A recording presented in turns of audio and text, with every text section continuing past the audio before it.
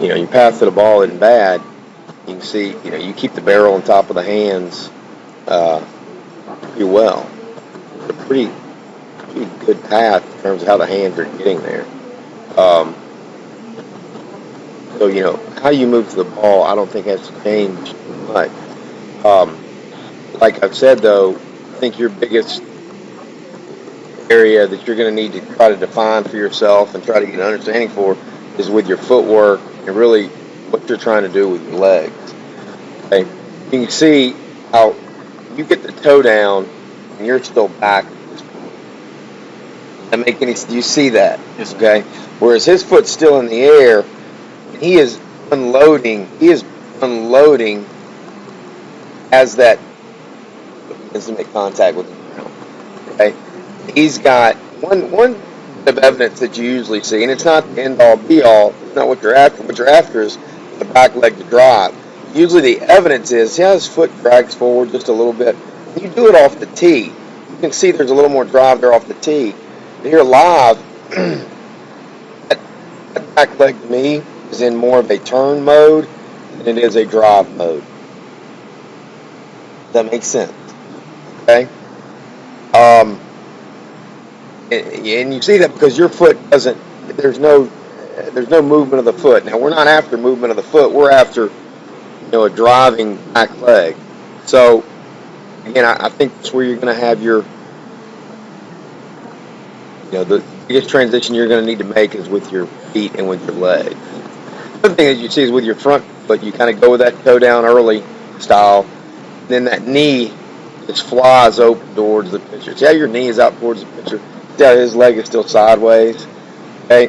You're kind of getting that toe down and you're kind of turning your front foot and turning your front leg. Whereas his front leg stays square and he's really hitting against it and driving against that front leg and hitting behind it. And so at contact, you guys look fairly similar. You're in a pretty good, your form here at contact is very good, but it's somewhat without the overall function of what you want out of your legs. Let's see. Finishing up here with the feet. So you're kind of down, and then your first move is now I'm going to spin the front foot, spin the front knee. See it? See how his leg doesn't turn? And your next move is let me rotate or spin the back foot. So you can throw that way. I can throw like that. But no, two things. Number one, I'm not putting force into the throw with my leg. The other thing, all my energy is going over here. It's not going where I want the ball to go. Just like you can swing a bat and do okay with this, but you're really not using the muscles in your back leg as a force-producing component. Notice how close your knees get together, too. See how wide his knees are? He's got a wider base. But he's really using that front side as like a wall. Okay, his front side is his wall. And he's taking his energy and he's driving into that wall. Driving, pushing, driving, boom. And now he hits behind it. He hits behind that wall. And you create, if I trace his spine, see that angle on his spine? You've got a little bit of a tilt if I can find your spine, maybe about like this, but not as good as what he's got. So there's a leverage standpoint to it.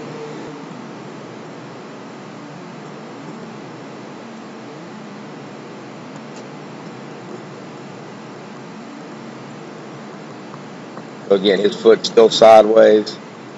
Yours is already turned over by this point. You can see a driving aspect. If you compare off the tee, you're getting a little bit more push off the tee, which is actually odd. Usually I'll see guys that aren't used to driving with their legs. They'll spin more off the tee, and then when they go to hit, body tells them I need a little bit more out of this back leg.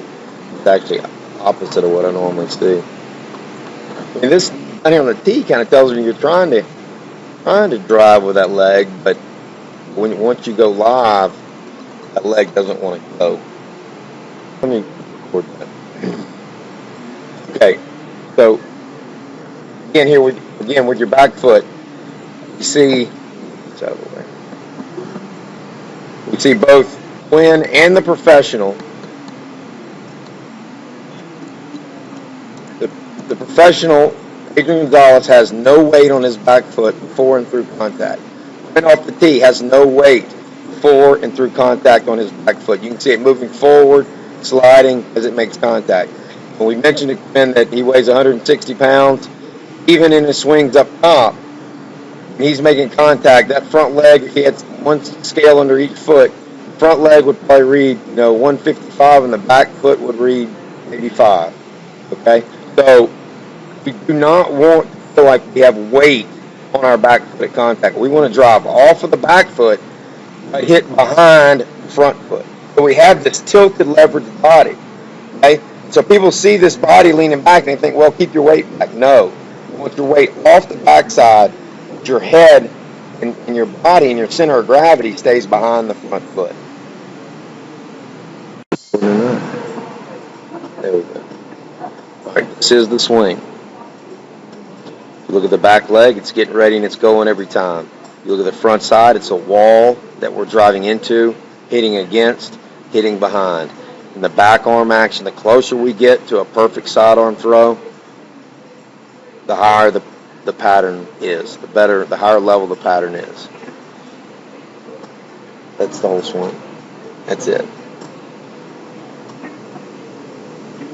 You just put a bat in his hands and connect his bottom hand. That's it.